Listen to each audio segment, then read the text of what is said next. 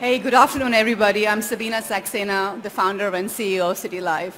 At Cytilife, we are maniacally focused on helping students thrive every day.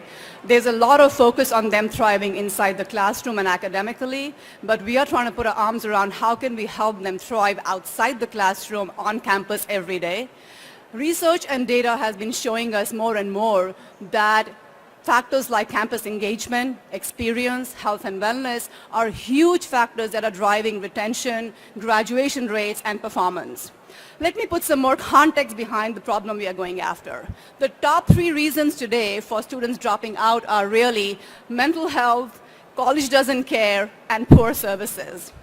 The other big factor is time management. Students on college campuses, this is a big impediment for them in terms of getting fully engaged because they don't have the skill set to manage time. Coupled with what we call everyday small inefficiencies. Think about thousands of students dependent on a constrained and limited infrastructure. So things like wait times, delays, finding information and resources, gaps in schedule, safety, social fitment causes more stress in their life every single day. And they start to do what? Skip meals, sleep, fitness gets deprioritized, campus engagement gets missed. So this all adds to the lack of campus engagement and experience impacting retention, performance, and graduation rates. On the school side, while the schools realize that this is important and they're looking at putting their arms around this, there's a lot of data that exists, but the bad news is the data is fragmented, or the opportunity, I should say, is fragmented, is siloed, and we are stepping in to say, how can we help put our arms around these data points or create data points to help schools drive these 3 factors. So enter the smart campus. Our vision of a smart campus is that the moment a student starts its journey, and wherever you are in your journey on campus, there's data and information available to each and every student in real time, highly personalized, or even ahead of time to make their lives simple and easier so they can focus on what they are there for. Enjoy the campus, be happy campers, and be successful. And for the school, the same thing. Can the school make data-driven decisions to really help the students in being successful in all aspects of their life on the campus? So what have we done? So we've built a platform that's enabling 3 different services. The first one is a smart campus IoT network, and that's been deployed at Georgia Tech's Campus Recreation Center. Georgia Tech is our pilot school, and we are doing a bunch of stuff there. For Georgia Tech, health and wellness is a huge issue because their research shows that mental health drives, physical fitness drives mental health, and that drives performance.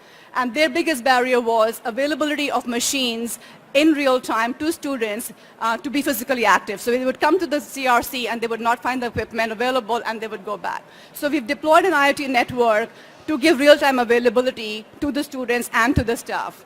In Georgia State University, we've done the same thing for their computer science labs, meeting room spaces. Now extrapolate that to any high traffic, high demand areas like cafeterias, library spaces, shuttles, parking, everything, and this can be replicated across all those. The next thing we've done is, again at Georgia Tech, we launched a smart assistant app for college, for students. We labeled it GT Life, and the slogan was, how can we make life easier for you? And the whole idea here is it's truly a smart assistant that is proactively helping students manage their time across all aspects of their life. It is real-time, highly personalized, contextual, and anticipatory. We have a huge roadmap. We've only activated a few services on the campus right now.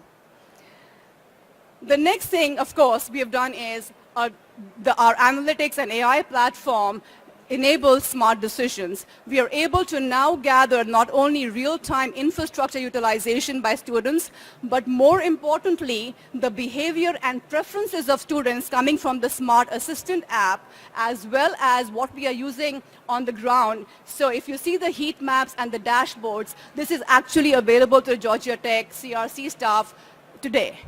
So we are being able to give them insights not only in real time, but also predictive patterns to be able to change their layouts of their campus recreation center, or to segment students and incent them with the right programs to incent the physical fitness behaviors and connect the dots outside the CRC. And of course, all this is enabled by our highly scalable AI and IoT platform that sits on the AWS cloud right now, and we are slowly migrating more and more onto the AWS cloud. We have a fast-growing user base. This is always a growing number. In the last couple of months of relaunching our version 2, we already have 1,000 students in Georgia Tech using this Smart Assistant app actively. From a business perspective, our sweet spot is really the 350 schools who have full-time students, and we are going after 50 of them in the next 5 years. We are also making it possible for schools to start this smart campus journey as low as at $15,000, whether it's a year or in one time. It depends on the school conversation.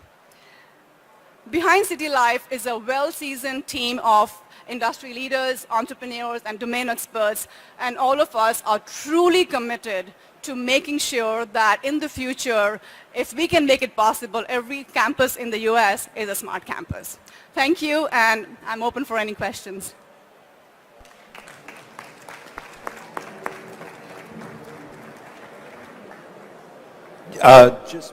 Sorry about that.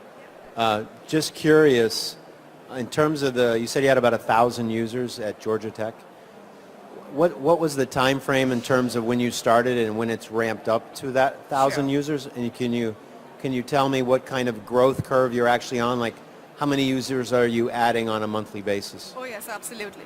So we launched the beta in January of 2017, and over a 4-month period, we had 1,000 students opt into using the beta services.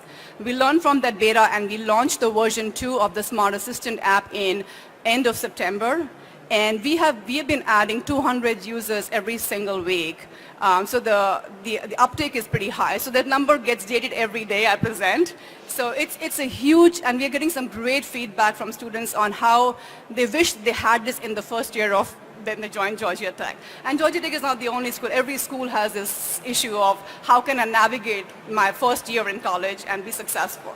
The surprising factor for us was, long answer, that the number of seniors, upperclassmen using the app is higher than the freshmen. What we thought would be our biggest users. So that was a refreshing surprise for us. Sabina, thank you, and great presentation, by the way. Thank you. My question is more around what kind of constraints do you have today to scale this globally? I understand your success with Georgia Tech. It's a great story. How do you implement this as you scale into other universities? So our focus right now is only the US.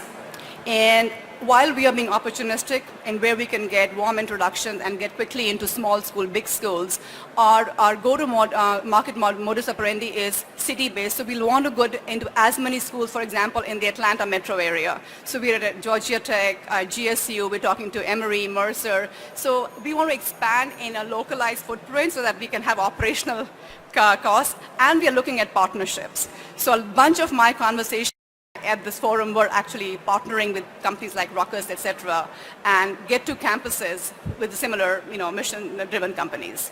So that's our focus. And AWS, of course. And what's the business model? How do you make money? Yes. How do you charge the university? So it's a B2B model. Everything to the student is free right now, and we have two components to the B2B model.